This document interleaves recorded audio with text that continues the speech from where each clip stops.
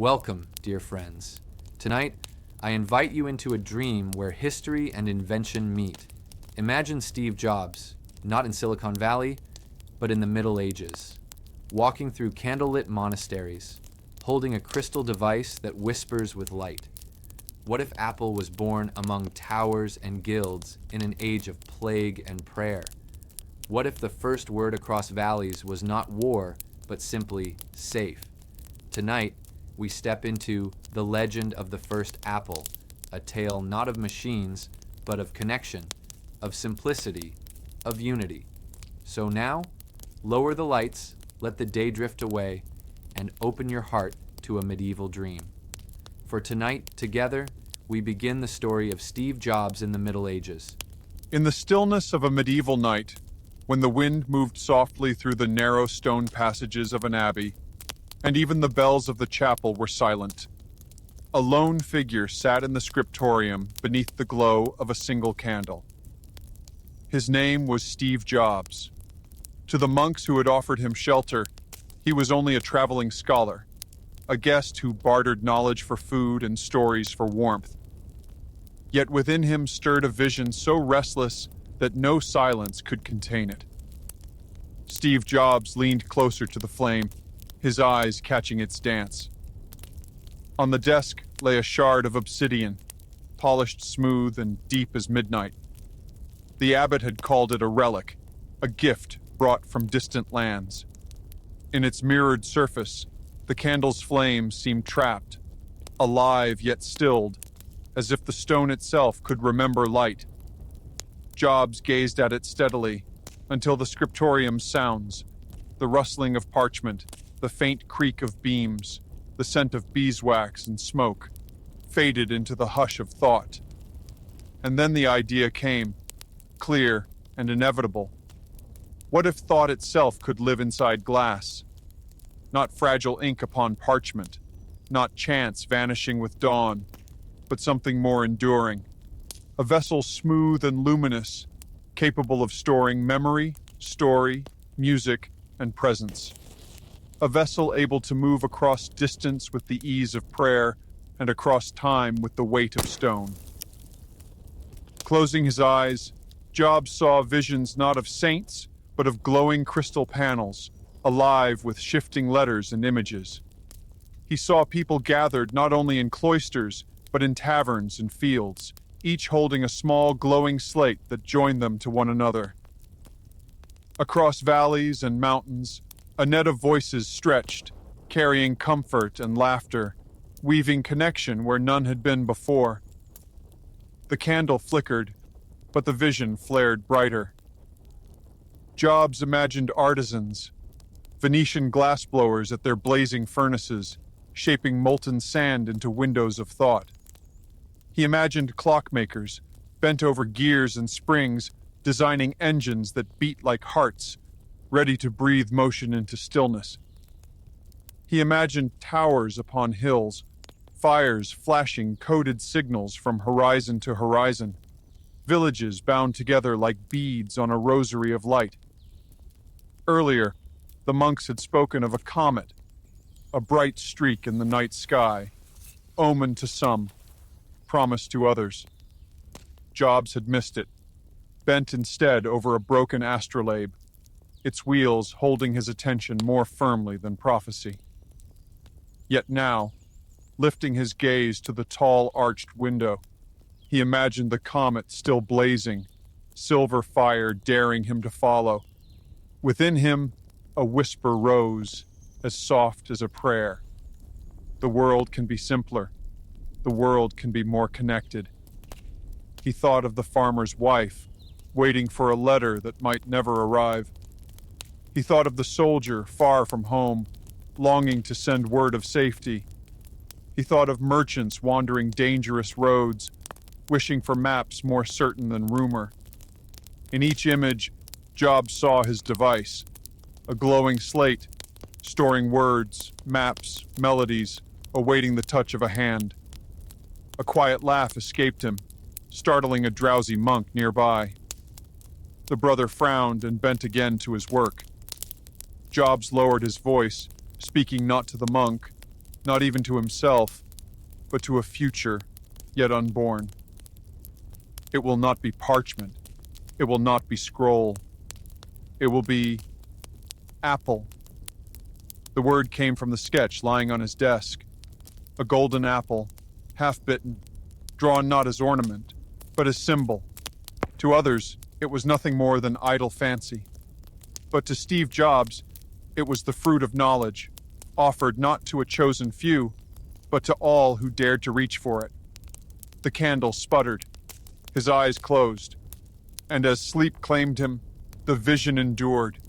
Vast, luminous, a promise carried into the dawn of a world yet to come. The morning bells of the abbey had not yet rung, and the cloister lay in a half-dreaming hush. Thin shafts of dawn light pressed timidly through the narrow slits of the stone windows, painting the flagstones in pale stripes. Beyond the walls, the countryside waited under a veil of fog, but inside, among the carved wooden benches and the smell of ink, wax, and parchment, Steve Jobs walked slowly, as though every step on the worn stones was part of a ritual he had long rehearsed. The monks who passed him gave polite nods, their sandals whispering across the floor. They knew him now, this unusual guest who had stayed longer than most travelers. And though they did not understand all that stirred in his mind, they recognized the hunger in his eyes, a hunger not for food, but for comprehension. He asked questions few had time for, about the wheels of the water clock, the methods of binding manuscripts, the pigments ground in the apothecary. He seemed to look at every ordinary tool as if it concealed a mystery waiting to be revealed. This was the reason the abbot had agreed to keep him within the cloister walls for a season. A restless spirit, yes, but also a careful listener. The abbey had sheltered nobles, pilgrims, and beggars, yet none carried the quiet intensity that surrounded Steve Jobs. He moved neither like a lord nor like a penitent, but like a man carrying an invisible fire. In the scriptorium, where rows of monks bent over parchment, Steve found his usual place near the window. The desk was scarred by years of ink stains, yet he arranged his tools with reverence. A quill trimmed with his own hand, a vial of ink loaned by Brother Anselm, and a square of smooth parchment. He was not here to copy psalms as the brothers did, but the act of writing, even if only sketches and fragments, bound his vision to the tangible world. He traced a circle on the parchment, then a rectangle, then symbols like small windows. To anyone else, they might have looked like idle doodles. But in his mind, he was sketching the skeleton of something impossible, a device that could condense knowledge and connection into the palm of a hand. The monks copied Bibles that required months of effort. He imagined an object that could contain libraries, ready at a touch. Brother Anselm shuffled to his side, a stooped man with ink-blotched fingers. He peered at the parchment. "You draw little doors, Master Jobs," he said. "Do they open?" Steve looked up, a half-smile curving his lips. "They open to thought," he replied, "each one a path to memory, to story, to music." The monk chuckled softly. "Ah, memory. We write to remember. Without ink, even monks are nothing but forgetful men." "Perhaps," Steve said gently, "but imagine memory that does not fade when parchment rots, or when ink is spilled. Imagine something brighter than ink, faster than parchment. Imagine a page that changes when you touch it." Brother Anselm blinked, baffled, and patted Steve's shoulder. "You dream large, Master Jobs. The Lord smiles upon dreamers, but parchment is stubborn." And with that, he shuffled away. Steve returned to his drawing, the quiet scratch of the quill, almost like the ticking of a clock. Around him, the chorus of scribes whispered across pages, an ocean of soft sound. Yet in his mind, he heard a different music, a harmony of clicks and rhythms, of images shifting like lantern light. Later that morning, the abbot invited him into the library, a chamber heavy with the fragrance of vellum and cedar. Dust floated in the sunbeams, motes of gold that turned the air into something sacred. The abbot was a tall man with eyes like polished stones, stern but not unkind. "You have unsettled my brothers," he said as they walked among the shelves. "They say you speak of glass and fire, of voices that leap across mountains. Some whisper it is heresy, others that it is folly. Tell me, Steve Jobs, what is it you seek?" Jobs paused, his hand resting lightly on the spine of a manuscript bound in dark leather. He did not answer immediately. He let the silence grow, the way one lets soil warm before planting seed. Then he spoke quietly. "I seek simplicity, Father. The world is tangled in scrolls and disputes, in distances and delays. A mother waits months for a letter from her son. A scholar waits years for a copy of a text. A village waits lifetimes for news that could save them. What if distance and time could be folded small, like a page in a book? What if all could be near at once?" The abbot studied him. "You speak as though you wish to be God." Steve met his gaze calmly. "No, I wish to be human, but more human than we allow ourselves to be. Our tools shape us. If our tools are limited, so are we. If our tools are beautiful and clear, perhaps our souls become so too." The abbot said nothing, but he did not turn him away. That night, Steve was allowed to sit in the library until the last candle waned. He studied diagrams of astronomical devices, sketches of gears, even failed experiments recorded by curious monks. Every drawing, every line of text seemed like a fragment of a greater puzzle. He began to gather allies. The cook, Brother Matthew, showed him how salt preserved meat, and Jobs asked how salt might preserve metal. The gardener, Brother Thomas, explained the balance of soil and water, and Jobs asked how balance might serve in design. From every brother he borrowed a fragment of knowledge, weaving them into patterns no one else could see. And yet he was never loud, never frantic. His vision grew in silence, like roots stretching unseen beneath the earth. When other guests boasted of their travels, he only listened. When monks debated doctrine, he asked about the ink. His questions always seemed small, yet they circled back to a single hunger: how to capture, preserve, and share thought itself.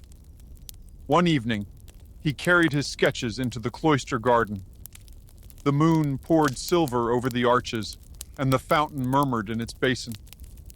He sat on the stone bench and spread his drawings before him. Circles, rectangles, lines of strange symbols, half artwork, half enigma. Closing his eyes, he imagined holding the finished object, not heavy like a codex, not fragile like a tablet of wax, but something smooth, luminous, immediate. An object so natural, it would feel as though it had always existed, waiting only to be revealed. The fountain's murmur grew into the sound of imagined voices, farmers sharing news, children learning letters, healers consulting remedies, all through the same small object. It was not merely invention, it was communion. He opened his eyes and whispered, "It must be simple. It must be clear. It must be apple." The word calmed him, like the final note of a chant. Around him, the abbey slept. Yet within Steve Jobs, the vision glowed, steady as the stars above, ready to grow with each new dawn. The abbey's scriptorium had grown familiar to Steve Jobs, yet every morning it greeted him as if anew. The fragrance of beeswax and parchment still carried the hush of centuries. Rows of monks bent dutifully over vellum, their quills scratching softly. the sound rising and falling like the murmur of distant rain. Yet amid this reverent silence, Steve's imagination stirred with pictures no monk had ever seen. He thought not of circuits and wires, things unknown in this time, but of a different kind of device, a living scroll, wax and crystal panels, fused and polished, that could display letters which shifted and changed at will. Not static like ink, not rigid like carved stone, but dynamic, alive, as if the page itself breathed thought. Upon his desk, he laid out a blank parchment and dipped his quill into ink. Instead of copying psalms, he drew long rectangles stacked one upon the other, like panels in a stained glass window. In each, he sketched tiny symbols, circles, and lines, arranging them with the precision of a craftsman. To others, it looked like idle scribbling. But Steve knew he was sketching the bones of an interface. He drew letters glowing against dark backgrounds, inspired by the illuminated manuscripts that filled the Abbey's library. He borrowed their flourishes, the curling vines, the gilded capitals, the halos of color, and reimagined them as functional signs. What if every letter could shine with its own light? What if every symbol could shift, not painted once, but renewed endlessly, guided by the hand of the user? The vision intoxicated him. He imagined monks no longer bending for months over one gospel, but laying words upon crystal and watching them multiply. He imagined scholars holding a single device containing all of Aristotle and Augustine. He imagined peasants learning letters by touching glowing runes rather than staring at black ink. Knowledge, once caged by scarcity, might be set free. A monk nearby cleared his throat. "Master Jobs, your parchment is unusual." Steve looked up and smiled gently. "It is a scroll, brother, but not one of parchment. It is a scroll that lives, a scroll that remembers." The monk shook his head with bemusement and returned to his copying. But Steve kept sketching. He added frames, borders, and a small round emblem in the corner of the page. A symbol of command, a gateway. The golden apple he had imagined the night before appeared again, half-bitten, inscribed at the heart of his design. It was not merely ornament. It was identity. As the hours passed, his thoughts drifted to materials. Wax tablets were common, their surfaces easily smoothed and rewritten, but they lacked permanence. Crystal could endure, yet how could letters appear and vanish upon its surface? He pictured layers, a thin film of wax behind crystal, warmed and cooled by hidden means, shaping letters that could fade or reappear. He pictured a stylus that was not merely a pen, but a wand, guiding the page itself. Later that day, he walked through the Abbey's workshop, where artisans bound books, mixed inks, and repaired clocks. He paused before a vat of molten wax, pale and fragrant. The brother tending it stirred slowly with a wooden paddle. Steve leaned closer, watching the wax shift like a living sea. "Brother," he asked, "could wax be made to change shape again and again, without losing strength?" The monk raised an eyebrow. "Wax is obedient but fragile. It melts when heated, cracks when cold." "Why ask?" Steve did not answer directly. Instead, he touched the surface with a stick, drawing a line that quickly vanished as the wax resettled. The simplicity of it struck him. A surface that erased itself, waiting for renewal. That night, in his chamber, Steve lit a small lamp and unrolled his sketches. He imagined combining the wax's obedience with crystal's endurance. A sheet of glass layered over thin wax panels, heated by tiny coals, or perhaps the winding of gears. Letters could appear when pressed, then fade when released. It was crude, fragile, and imperfect, but it was the first step. He whispered to himself, not ink upon parchment, not letters bound by time, letters that live, letters that breathe. His mind wandered further. What if the scroll could be rolled and carried, yet unfold into a wide panel of light? What if the peasant in the field, the soldier on the road, the scholar in the cloister, all touched the same symbols and found the same meaning? The device would be both book and map, both letter and song. A companion of knowledge, carried in the hand. Days passed in this rhythm. By candlelight, he refined his designs. He sketched illuminated initials that could transform into commands, saints' halos reimagined as glowing icons, vines and borders that became pathways of choice. He was building not only a tool, but a language, a grammar of interaction that felt both divine and human. Some monks began to murmur, Jobs does not copy, he invents. Others defended him, he only dreams with ink. The abbot listened and said nothing, for he too had once been a dreamer. One evening, Steve carried his designs into the library and laid them beside a great illuminated Bible. Gold leaf shimmered from the sacred pages, vines curling around letters. He placed his parchment next to it, his drawn panels echoing the manuscript's design. The parallel stunned him. The monks had already crafted interfaces of a kind, pages where art guided meaning, where light and color drew the reader's soul deeper. He was not inventing ex nihilo. He was extending what humanity already yearned for.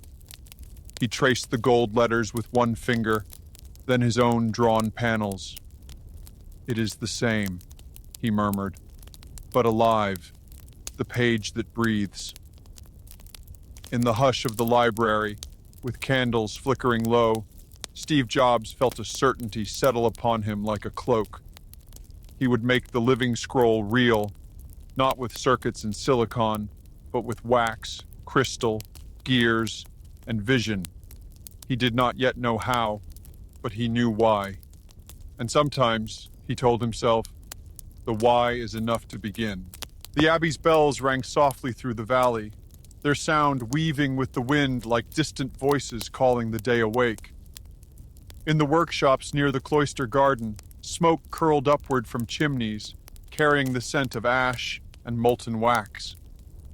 For most of the monks, this was a morning like any other, copying, binding, tending gardens, preparing meals. But for Steve Jobs, it was the beginning of a chapter unlike any he had yet imagined. He had dreamed of a page that breathed, of letters that could glow and change, of knowledge carried in the palm like a prayer. Yet parchment and wax were not enough. To hold such vision, he needed something stronger, smoother, brighter, something that could serve as the vessel for light itself.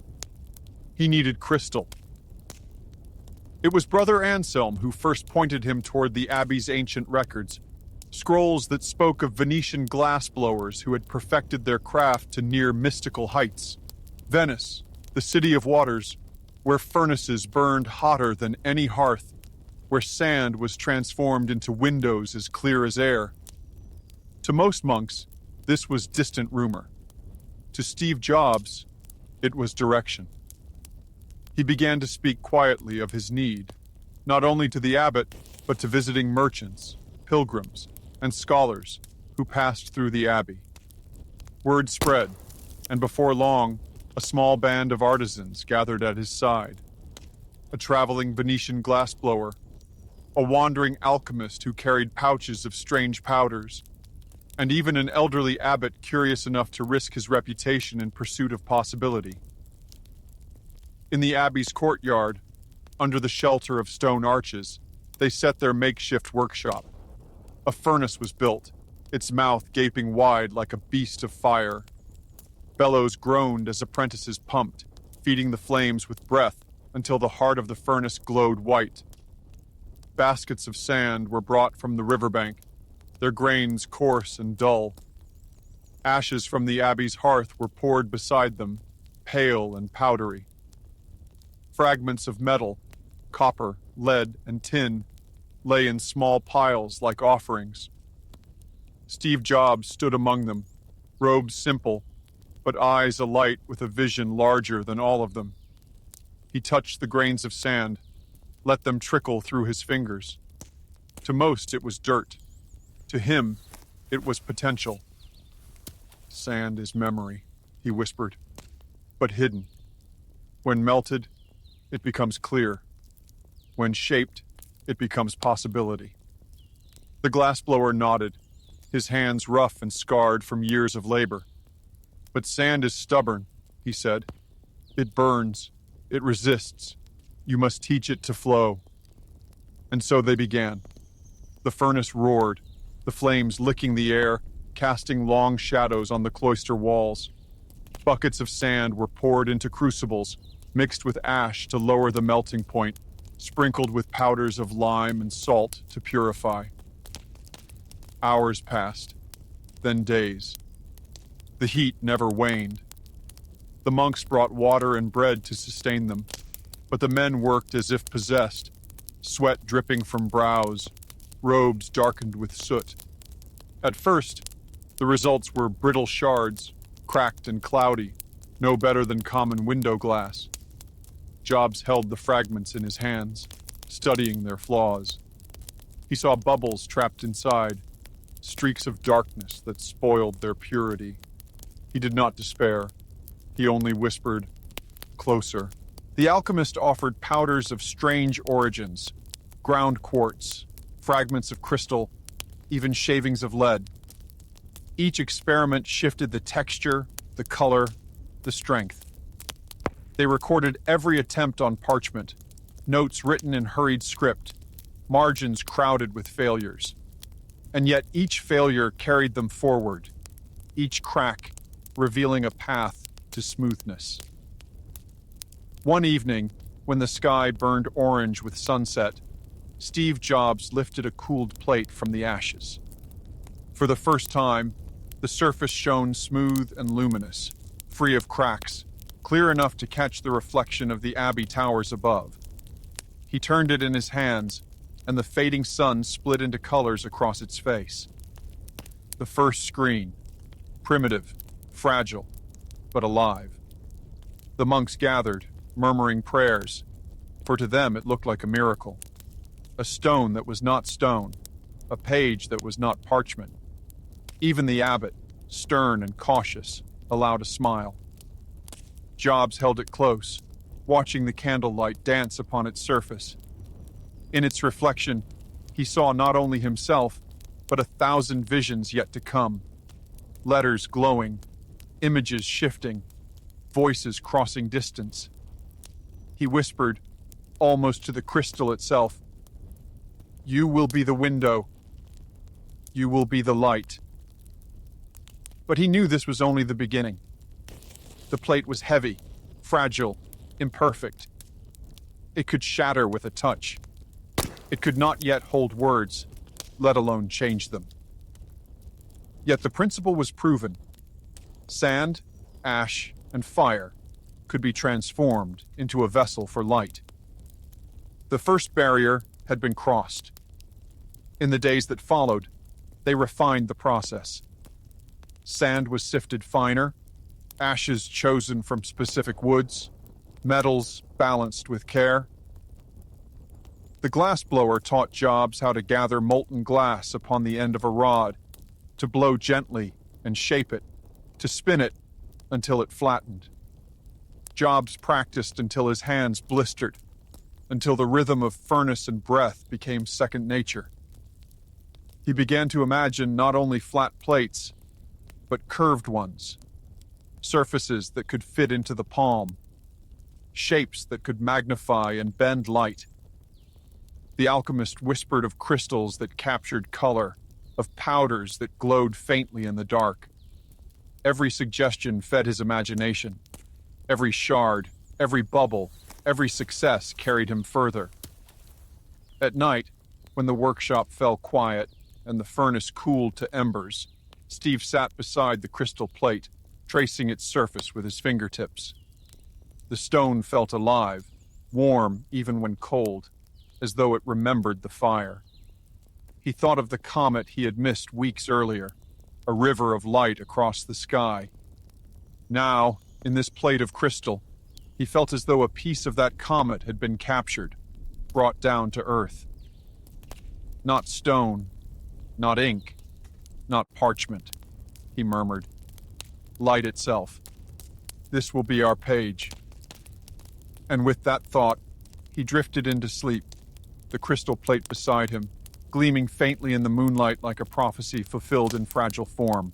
The Abbey Bell Tower rose high above the valley, its silhouette a dark finger against the pale sky. Each hour, the sound of its bells rolled down the hillsides, resonant and sure, marking the passage of time with a precision that peasants and nobles alike trusted. For most, the bells were only a reminder of prayer, of work, of meals. But for Steve Jobs, they were something else, a revelation. He had walked into the tower one chilly morning, guided by a curious monk who oversaw its maintenance. Inside, the air smelled of oil and iron, of wood rubbed smooth by centuries of touch. Above him, the gears turned with patient rhythm, enormous wheels biting into smaller ones, chains lifting, counterweights falling.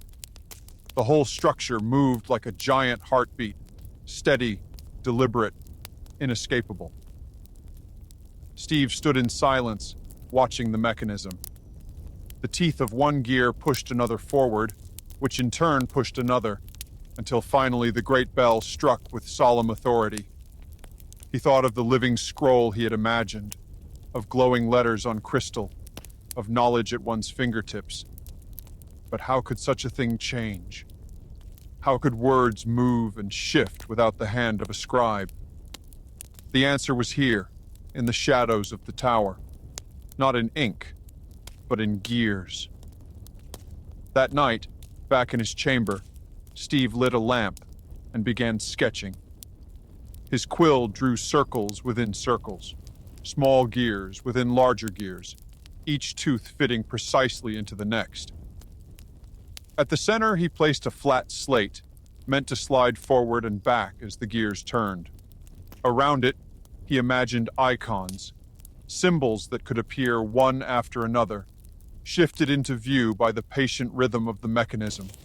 It was crude, mechanical, heavy, but it was motion.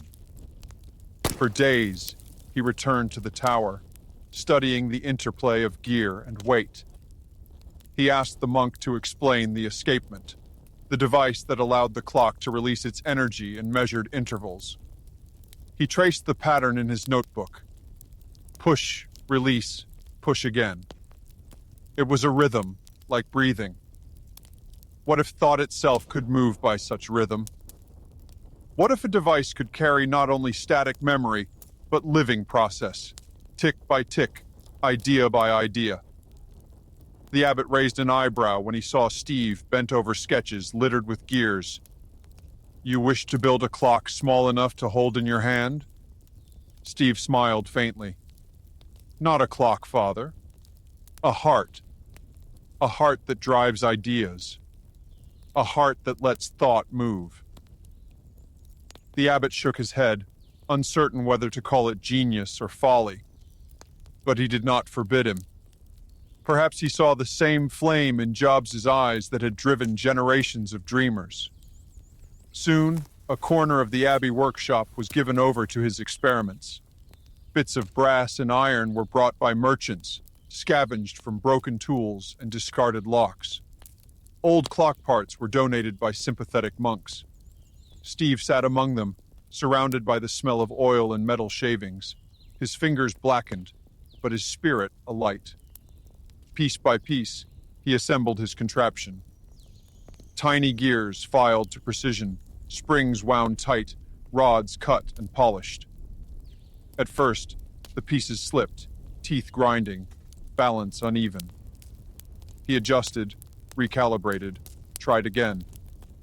The monks grew accustomed to the soft clicks and whirs that now joined the scratch of their quills. One evening, after weeks of labor, the first model lay in his hands. A palm-sized box of wood and brass, crude but alive. He wound a small key at its side, and the gears within began to turn. Slowly, a thin slate slid upward from the device, etched with faint marks he had carved. As the gears turned further, the slate slid back, replaced by another with different marks. Icons shifting into place one after another, like windows opening onto thought. Steve's breath caught. The device ticked in his hand like a heartbeat. An analog processor, primitive, heavy, yet real. He carried it into the cloister garden, where the monks gathered in evening silence. He showed them the small box, wound the key, and let the mechanism breathe. They watched, wide-eyed, as slates shifted, symbols appearing and vanishing as though moved by invisible hands. Some crossed themselves, whispering prayers. Others leaned closer, fascinated. "It is not magic," Steve explained softly. "It is rhythm, gears and breath, the heart of motion." The monks asked if it could copy psalms, if it could replace scribes. Steve shook his head. "Not yet. Perhaps never. It is not for replacing work, but for showing what work could become. It is a beginning." That night, lying awake in his cell, he listened to the tick of the device beside him. It seemed to echo the tick of the great tower above, but smaller, more intimate, like a secret heartbeat only he could hear. He dreamed of scaling it further, of making it lighter, faster, smoother. He dreamed of gears so small they could turn without sound, of slates so fine they could hold entire books. In the morning, he returned to his desk and sketched again. The device must be beautiful as well as functional. The heart must not only beat, it must inspire. He carved the golden apple emblem upon its surface, polishing it until it gleamed. He added flourishes of wood, smooth curves, details that spoke not only of use, but of care. A machine, yes, but also a companion. As days passed, word spread. Merchants asked to see it. Pilgrims whispered of the abbey that housed a device with a moving heart. Some scoffed, calling it trickery. Others feared it, wondering if such a thing was unholy. But Steve ignored the noise. He had held the device in his hand, heard its breath, felt its pulse. He knew what it was, the first step toward a future where thought itself would move, alive and unbound. And when he closed his eyes, he could almost hear it whisper, "Tick by tick, the world will change." The courtyard echoed with the rhythm of hammers and chisels. Not the clash of swords, not the roar of war, but the steady cadence of artisans at work. Wood splinters scattered like pale rain, leather smoked under hot irons, and brass rang in bright metallic notes. In the glow of late afternoon, as shadows stretched across the cloister arches, Steve Jobs walked among the workers. He carried no hammer, no chisel, no blade, yet his presence drew as much weight as any tool in their hands. For he bore something different, something invisible but potent, an idea. He had already seen sand transformed into crystal, had felt gears breathe like a heart, had dreamed of living pages filled with shifting letters. But vision, he knew, could not travel far if it remained solitary. A dream without a banner dissolved into dust. Artisans needed to know they were building more than fragments. Monks needed to see they were guarding more than fragile experiments. Merchants, nobles, peasants, All who might one day glimpse his device needed a mark, a sign, a language without words that told them, this belongs to something greater. The world was already filled with symbols. Crosses marked churches, lions roared on banners, stars shone on coats of arms. These signs united tribes, kingdoms, and orders. Yet Steve wanted no emblem of conquest, no badge of dominion. His creation was not for war, nor for creed, nor for gold. It was for knowledge, for connection, for beauty. He needed a symbol that whispered both simplicity and wonder, both danger and promise. In the stories whispered by monks, he had often heard the tale of Eden, the garden, the serpent, the first man and woman, and the fruit that opened their eyes. To the brothers of the cloister, it was a warning, temptation, pride, the fall of humankind. But to Steve Jobs, it shimmered with another truth. Knowledge comes at a cost, yes, but it awakens. A fruit once bitten is no longer myth. It is experience. And so, upon a fresh sheet of parchment, he drew a circle. A curve, simple, round, familiar. Then, on its side, a crescent missing. A bite. Within the space, he shaded gold, glowing as if caught by sunlight. The apple was whole, yet imperfect. It was real, not a symbol of untouched purity, but of lived truth. Above it, he wrote no words. None were needed. That evening, he carried the sketch into the workshop, where artisans labored over wood and leather casings for his fragile crystal plates. He laid the parchment upon the table, the candlelight catching the golden ink. This, he said quietly, will be our seal, our mark, our promise. The artisans gathered close. A leather worker, broad-shouldered and scarred from years at the tannery, squinted at the drawing. An apple, Master Jobs? Not a cross for the church? Not a star for the heavens?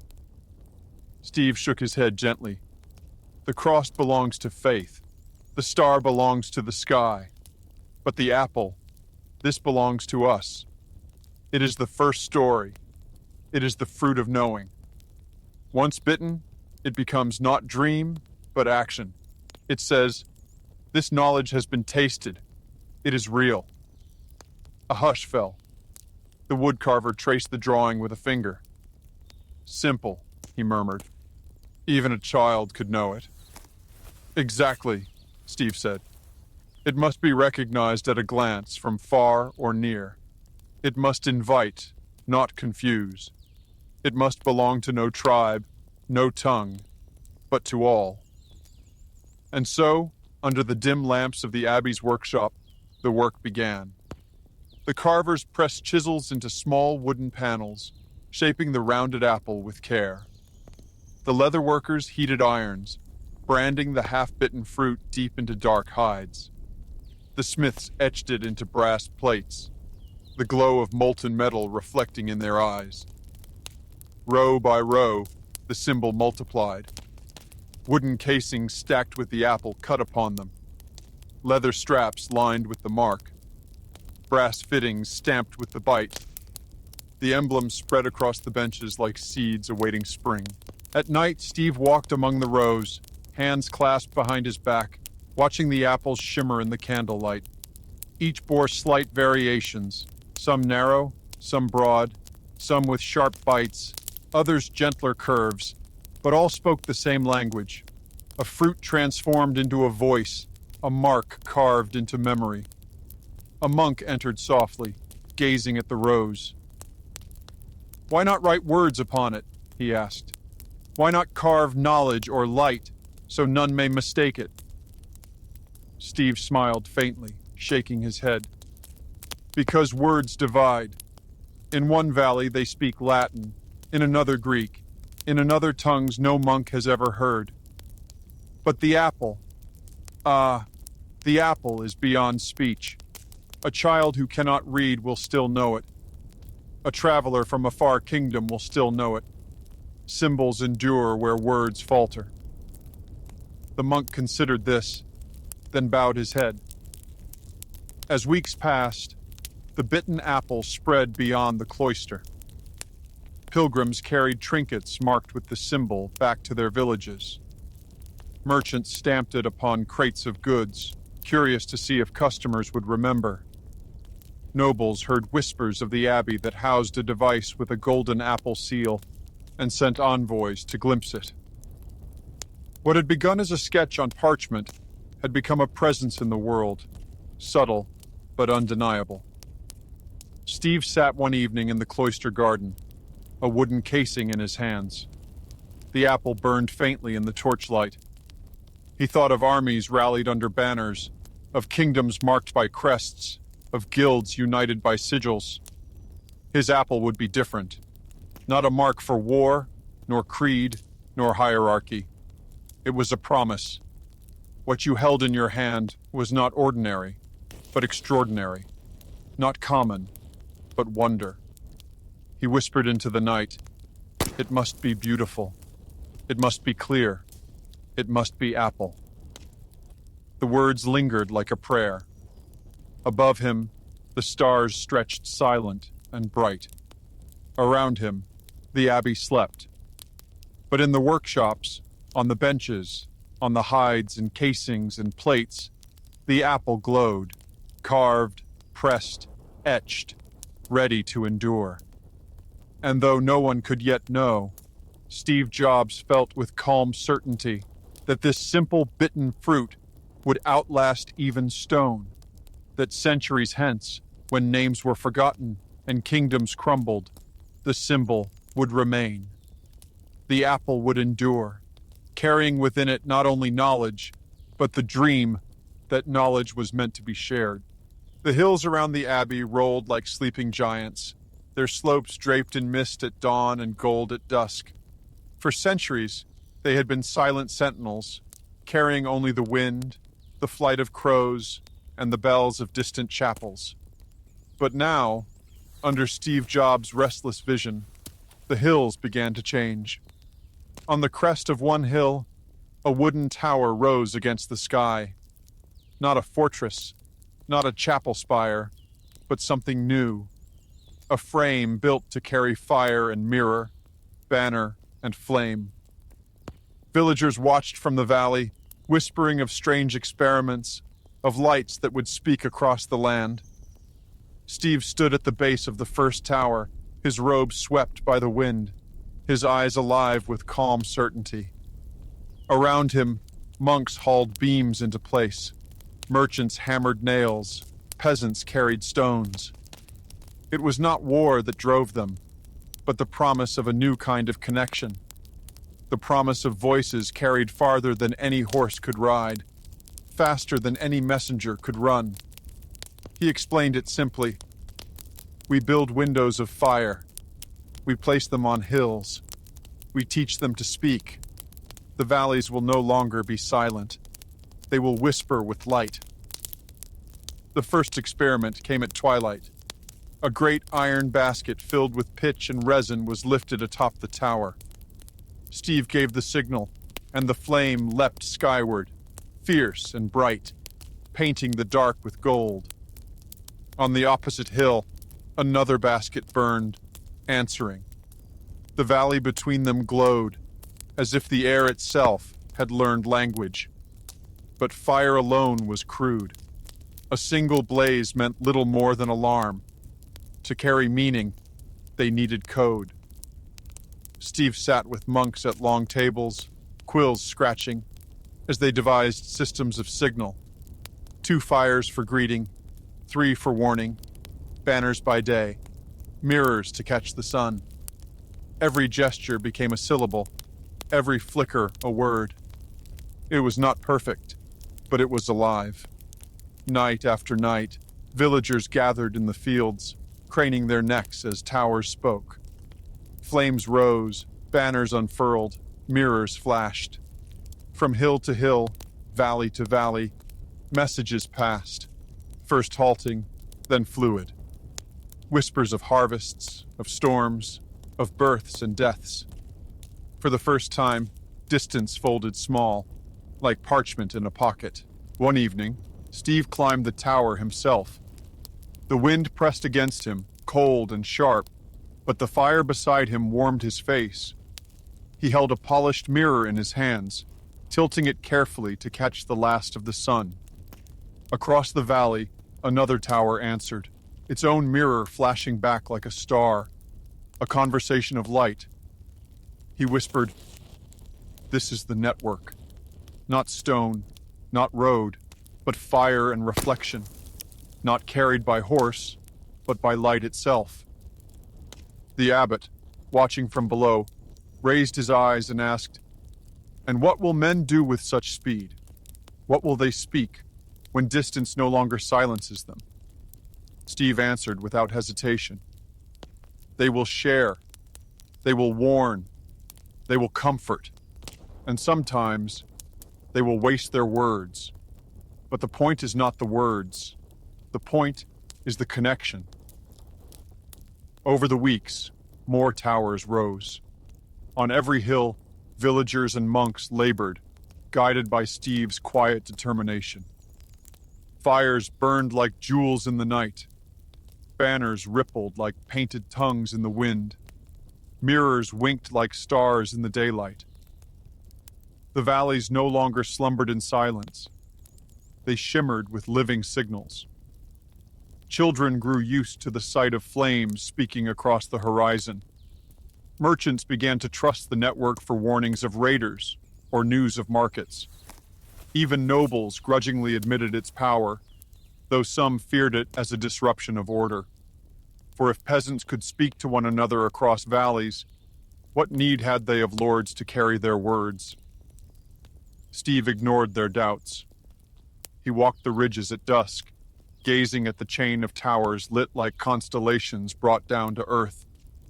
He thought of the comet he had once missed in the night sky, and now he felt he had called a piece of that fire down, tamed it, taught it to speak. Sitting upon a stone at the crest of the hill, he murmured, "This is not the end. This is the beginning. The world will whisper with light until the whispers become song." And when he closed his eyes, the fires still burned behind them, glowing softly, like dreams that had learned to move across the dark. The fairground stretched wide beyond the abbey walls, alive with color and noise. Stalls of cloth and spice crowded the lanes, banners snapped in the breeze, and the air carried the mingled scents of roasted meat, beeswax candles, and freshly cut wood. It was a day when peasants left their fields, nobles left their manors, and scholars left their cloisters to walk among wonders both ordinary and rare. Jugglers tossed torches, musicians plucked strings, and merchants shouted prices in a dozen tongues. Yet among the noise and bustle, one small stall drew a quieter circle of expectation. There was no shouting from it, no garish banners, no painted masks. Instead, upon a simple wooden table covered in dark cloth, a single object rested, the Apple crystal device. Steve Jobs stood behind it, his robe plain, his posture calm, his eyes steady. He had not come to dazzle with tricks of voice or flourish of gesture. He had come to let the object speak for itself. For weeks, craftsmen had labored under his guidance. Glassblowers shaping smooth crystal, woodworkers carving elegant casings, leatherworkers pressing the golden bitten apple into straps and covers. What sat upon the table was the fruit of their union, a device unlike anything the market had ever seen. At first, only children came close, drawn by curiosity. They peered at the smooth crystal surface, tapping it with tentative fingers. Then scholars drifted near, their brows furrowed, intrigued by whispers they had heard in the abbey halls. Merchants paused, curious whether such a thing could carry profit. Even nobles, draped in furs and jewels, slowed their horses to glance down at the table. Steve spoke little. He simply lifted the device and let the sun catch its surface.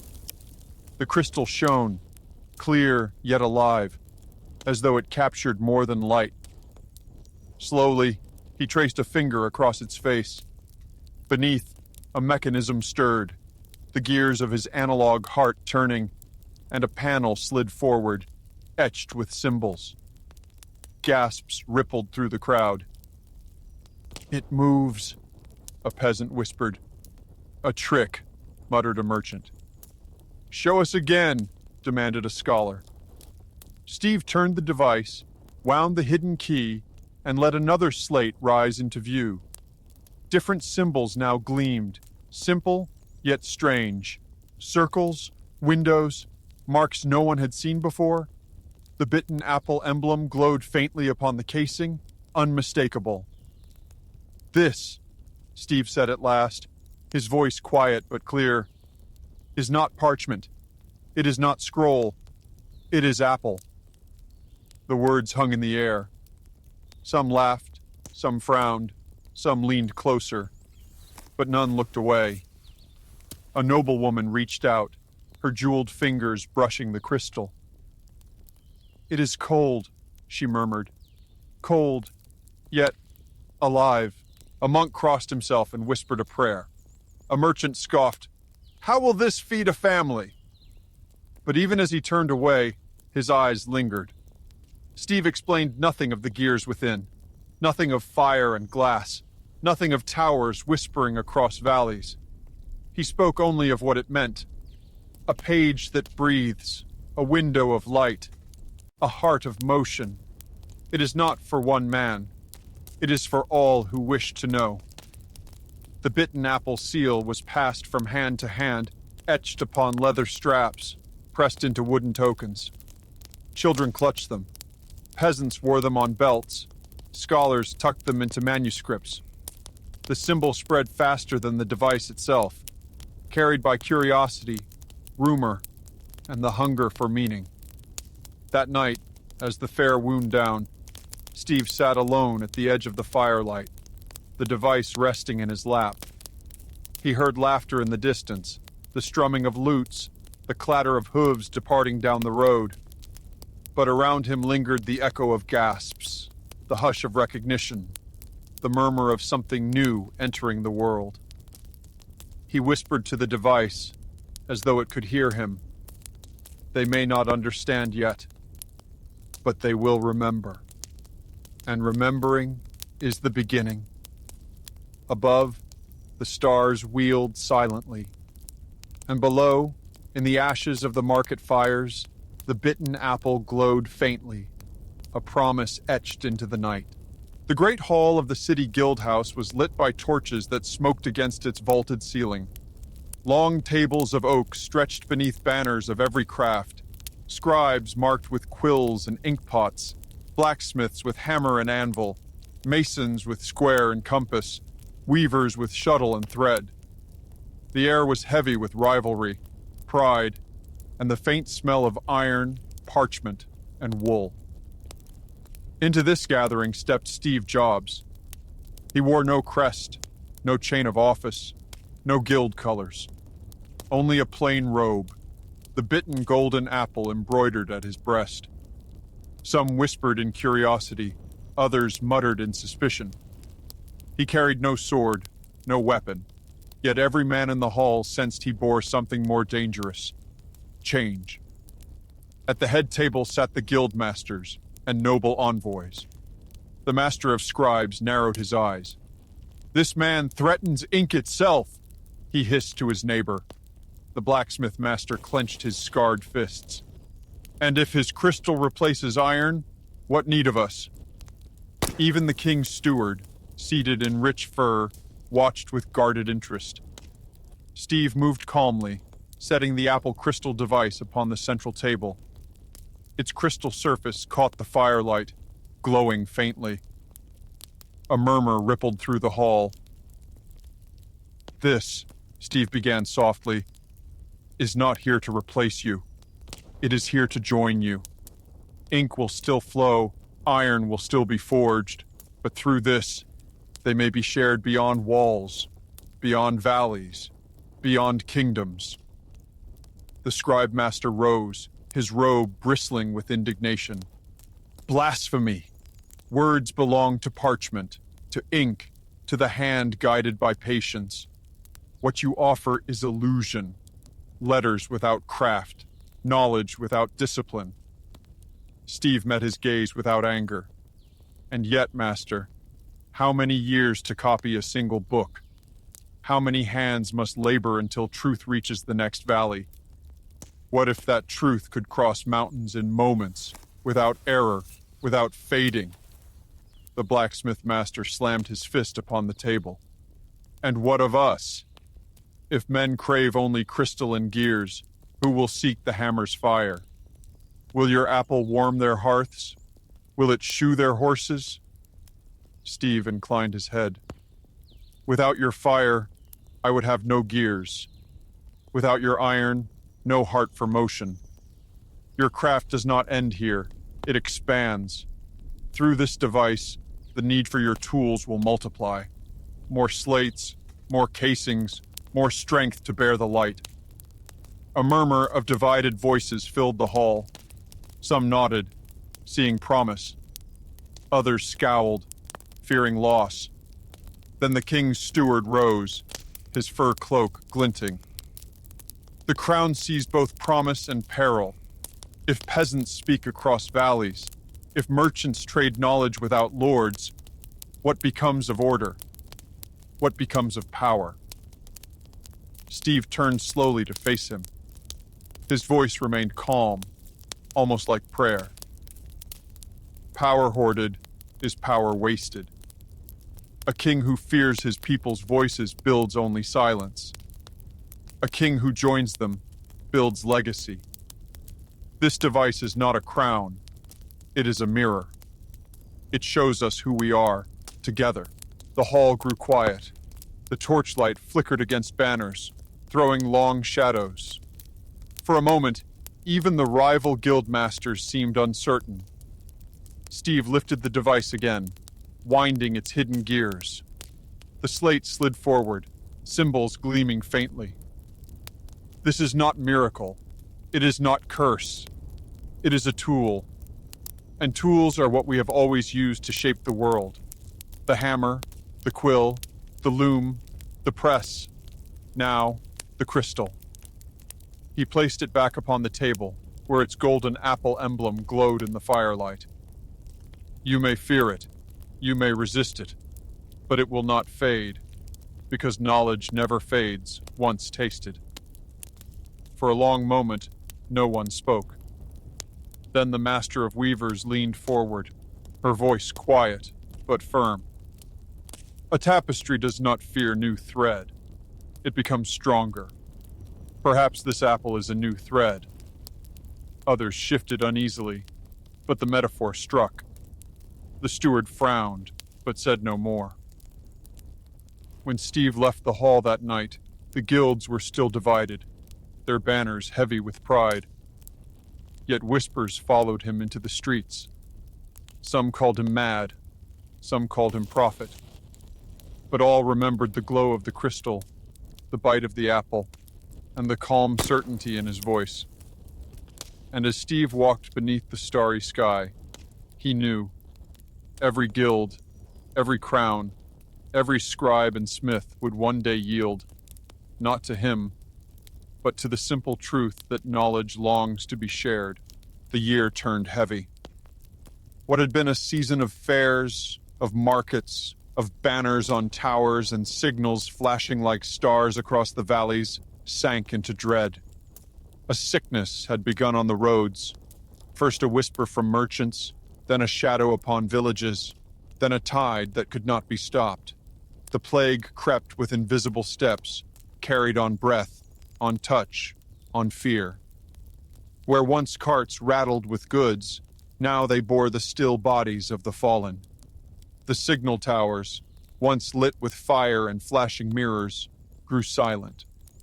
The baskets of pitch were left unlit, their wood frames groaning in the wind. No banners waved, no flames answered across the hills. The valleys that had whispered with light now slept in darkness. Steve Jobs walked the empty cloister and felt the silence pressing against him like a weight. The monks kept to themselves, some in prayer, some in fear, some already taken by the sickness.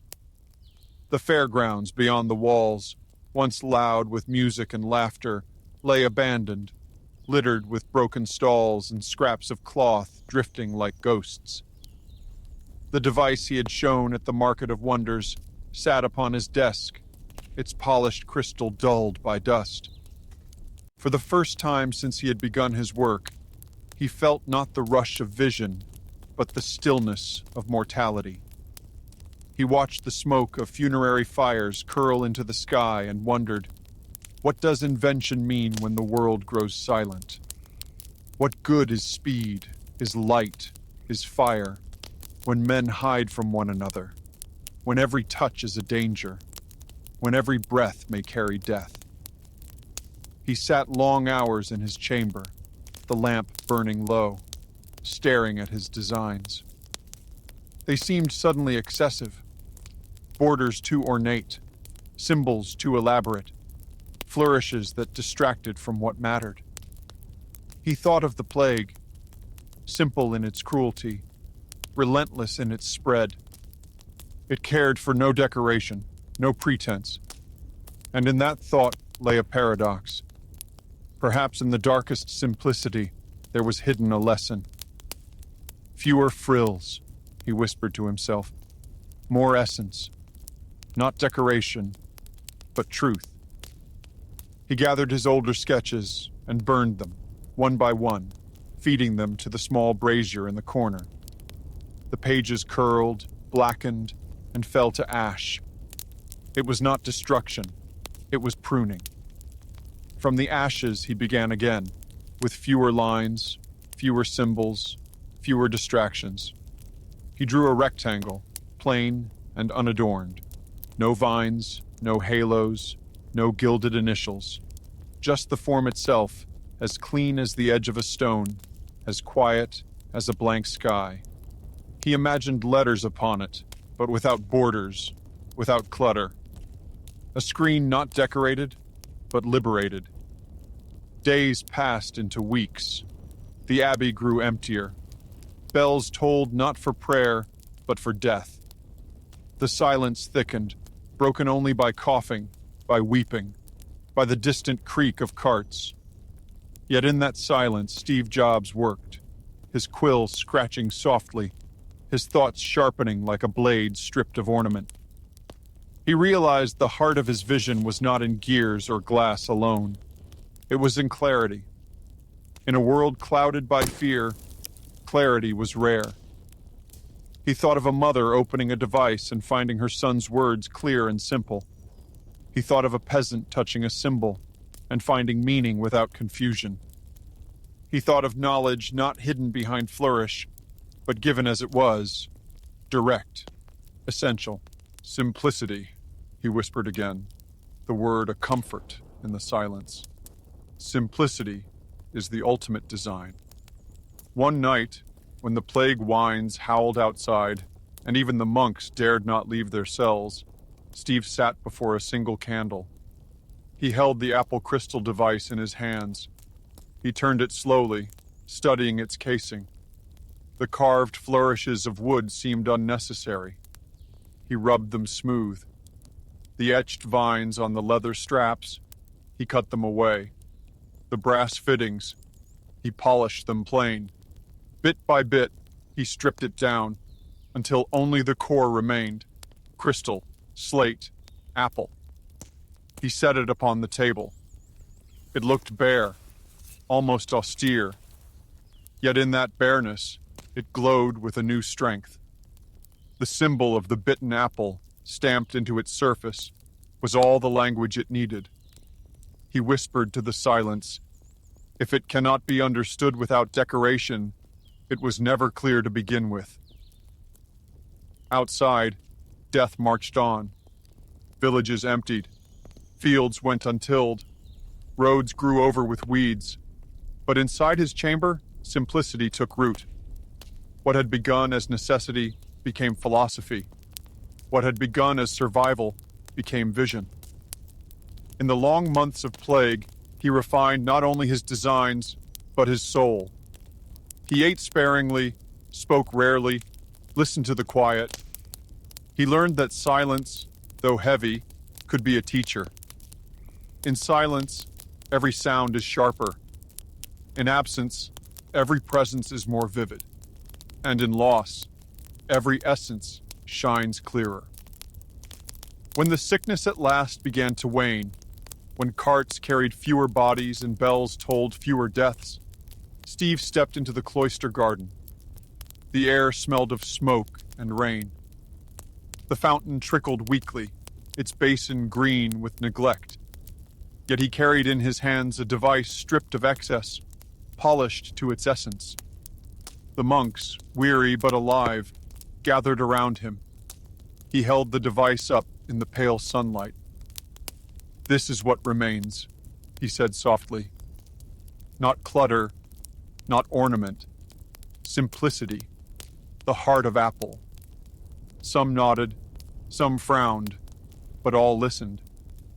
For in his calm voice, in the plainness of the object, there was something that survived the plague itself: clarity. That night, as the first stars returned to a sky no longer veiled by smoke, Steve Jobs sat alone and watched the device glow faintly in the starlight. The towers on the hills were still dark, the roads still broken, but within him a certainty burned. Out of silence, a philosophy had matured, and when the fires lit again, when voices returned, it would guide everything he built. He closed his eyes, the word resting on his lips like a prayer, a vow, a promise. Simplicity. The valley lay hushed beneath the weight of night.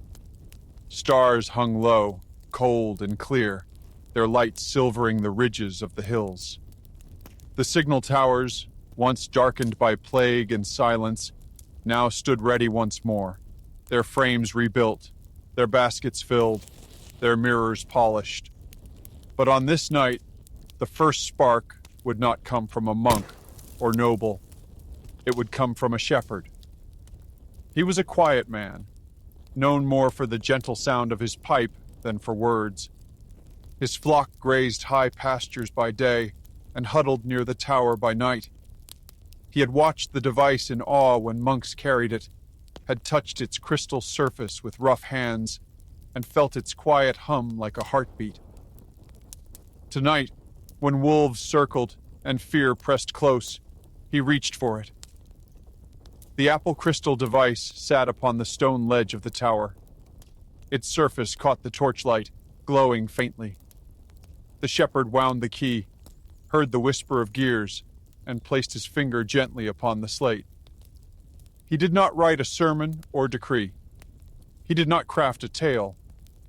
He wrote only one word, carved not in ink, but in light: safe. Across the valley, atop a distant ridge, another tower kept its lonely vigil. A monk there, weary from long days of prayer and rebuilding, noticed the glimmer. He lifted his mirror, angled it toward the stars, and sent back a single answering signal. The shepherd waited, his heart steady. Then, faint and sure, the reply arrived: safe. For the first time, across mountains, lives touched through apple. In the abbey, Steve Jobs awoke from restless sleep. He had dreamt of fires whispering, of light dancing across ridges, of voices carried without sound. Now the dream was real. He stepped into the cloister garden, the night air sharp, and saw distant fires answering one another. The network lived again, not as experiment, not as rumor, but as heartbeat. He whispered, "This is it. Not parchment, not scroll, connection." The monks gathered the next day, their faces still pale from months of plague, yet their eyes brighter. Word spread quickly. The shepherd's signal had crossed valleys, answered by brothers miles away. Farmers spoke of it as miracle, merchants as opportunity, nobles as threat, but all spoke of it. Steve stood. Steve walked among the towers at dusk, watching the chain of flames and mirrors stretch like constellations reborn on Earth. He felt the weight of what had begun. It was fragile, yes. The device could break. The towers could fall. The guilds could resist. But the principle could not be undone. Once men had tasted connection, they would not forget it. One evening, he met the shepherd who had sent the first word. The man bowed awkwardly, embarrassed by the attention. Steve asked him simply, "Why that word? Why safe?" The shepherd shrugged. "Because it was true, and because I wanted it to remain true." Steve smiled. The first message is the right one. From that moment, he carried the shepherd's word within him. Safe. Every refinement, every simplification, every vision pointed toward that core. Not complication, not ornament, but clarity. Nobles would scheme, guilds would protest, kings would fear. But none of that mattered, beside the shepherd's simple truth. In the night, across mountains, a man had said, "Safe," and another had answered. Steve Jobs sat once more in his chamber, the device glowing faintly on the table. He traced the Apple emblem with his finger and whispered, "This is Apple, not a crown, not a sword, a promise." And outside, the towers whispered across the valleys, fires and mirrors singing softly to one another like glowing prayers. The years turned, as years always do. Seasons wheeled across the valleys, where once the towers had burned with fire and mirrors, where shepherds had whispered safety across the night. Fields that had known famine grew green again. Roads once haunted by plague saw merchants return with carts of wool and wine. Kingdoms quarreled and kings died, yet time itself seemed to forget the fever of invention that had briefly lit the world like a comet. In the quiet halls of a monastery not far from the hills, a chest was kept beneath an iron lock. The brothers called it their reliquary, though no bones of saints rested within. Instead, upon folded cloth, lay the Apple crystal device. Its wood had darkened with age, its leather straps cracked, its brass fittings tarnished. Dust softened its edges, and the crystal no longer glowed with fire. To most eyes, it was a curious relic, an odd contraption from a strange age. Yet pilgrims came. They came not for miracles of healing, nor for visions of angels, but for a story. They had heard whispers passed from father to son, from mother to daughter, from traveler to innkeeper, of a time when light spoke across valleys, when words leapt faster than feet, when a man named Steve Jobs had brought unity where there was only distance. They knelt before the chest, not as worshippers, but as listeners, eager to hear again the tale. The monks, weary but patient, repeated it often. They spoke of how the device had been forged from sand and fire, of how gears ticked within like a heart, of how a bitten golden apple had been stamped upon its casing. They told of fairs where peasants and nobles alike had gathered to see it, of guilds that had feared it, of towers that had carried its message. Some details blurred with time, some grew larger than life. But always, the story ended with the same words. The first message was not war, nor gold, nor crown. It was safe. Pilgrims whispered the word as if it were a prayer. Safe. For in it they heard not only the promise of a shepherd across dark hills, but the promise of human longing itself, the desire to know and to be known, to reach and to be reached, to share the fragile gift of presence. Scholars debated its meaning. Some said it was a machine ahead of its time, proof that ingenuity blossoms in every age. Others said it was allegory, a parable dressed in iron and glass. But the common folk did not argue. To them, it was neither machine nor parable. It was dream. Children sketched the bitten apple upon their slates, tracing its curve as naturally as the cross. Merchants marked it on their wagons, not knowing why, only that it promised honesty. Soldiers carved it into wood before marching, believing it a charm against fear. The apple spread again, not by gears or flames, but by memory. And Steve Jobs himself? His name faded into legend. Some said he had died in the plague. Others whispered he had wandered east, seeking new sands, new fires. A few claimed he had ascended, carried by light itself. In truth, no one knew. But perhaps that was the way of legends.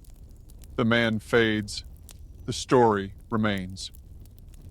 In the monastery garden, where vines crept along ancient stone, an old monk once sat with a pilgrim child.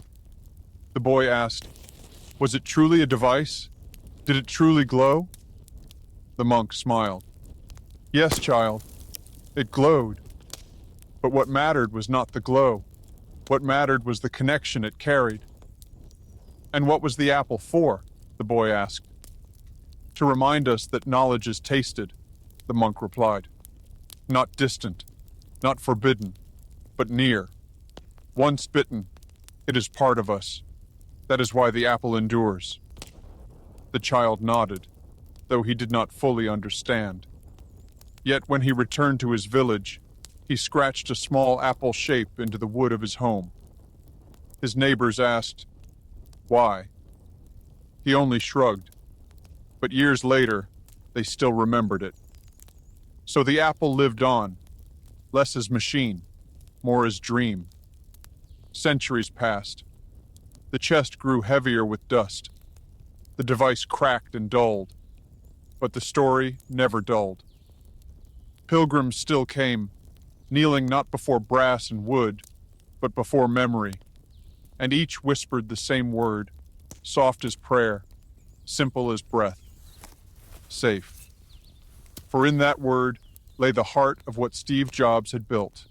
Not crystal, not gears, not towers of fire, but unity. A unity fragile as glass, yet enduring as hope. And so the legend of the apple remained, drifting across valleys, carried not by towers nor mirrors, but by the oldest network of all, the human heart.